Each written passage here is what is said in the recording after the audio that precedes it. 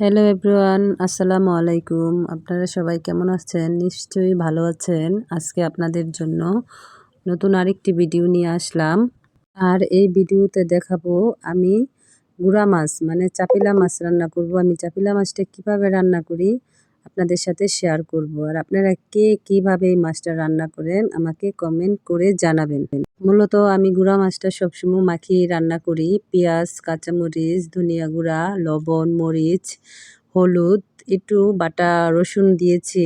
এগুলা ভালো করে মাখিয়ে পেঁয়াজটা একটু হালকা মাখিয়ে নরম করে নিব। তারপর এর মধ্যে আমি একে একে দেখতেই তো পাচ্ছেন ভালো করে মাখিয়ে নিচ্ছি। মাখিয়ে নেওয়ার পরে এর মধ্যে আমি আলু কুচি করে নিয়েছি। আলু কুচি দিব, সাথে একটি টমেটো দিয়ে দিব। টমেটো আর আলু কুচিটা ভালো করে মেখে নিব। তারপর আমি মাছটা এর মধ্যে দিয়ে দিব। তো বন্ধুরা দেখতেই তো পাচ্ছেন আমি কিভাবে মাছটা মাখিয়ে নিচ্ছি। এখন আলু, টমেটো, পেঁয়াজ সব কিছু মাখিয়ে নেওয়ার পরে আমি মাছটা এর মধ্যে দিয়ে দিলাম। মাছটা মাখিয়ে নেওয়ার পরে আমি তেলটা দিতে ভুলে গিয়েছিলাম, তেলটা এখন দিয়ে দিব। তেল দেওয়ার পরে আমি এটা ভালো করে আবার মেখে হালকা পানি দিয়ে, তো বন্ধুরা দেখতেই পাচ্ছেন আমি মাছটা ভালো করে মেখে নিচ্ছি। আর কার গুড়া মাছ খেতে পছন্দ অবশ্যই আমাকে জানাবেন। আমার তো খুব ভালো লাগে গুড়া মাছ খেতে। বড় মাছের থেকে গুড়া মাছটা খেতে সবারই অনেকেরই ভালো লাগে, এটা আমি জানি। তারপরও আমি বললাম যে কার কার এই মাছটা খেতে ভাল লাগে আমাকে কমেন্ট করে অবশ্যই জানাবেন। আর আমি মাছটার মধ্যে পানি দিয়ে এখন চুলাতে বসিয়ে দিব। দেখতেই তো পাচ্ছেন আমি মাছটার মধ্যে পানি দিয়ে দিলাম। এখন চুলাতে বসিয়ে দিব।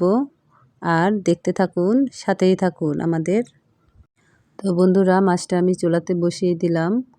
এখন আস্তে আস্তে জালটাও ধরিয়ে দিলাম। দেখতেই থাকুন। এই যে দেখতে পাচ্ছেন আমার মাছটা রান্না প্রায় হয়ে গেছে। এখন আমি এটার মধ্যে, আমার আবার বাসায় ধনেপাতা ছিল না, তাই আমি টবে ধনেপাতা লাগাইছিলাম।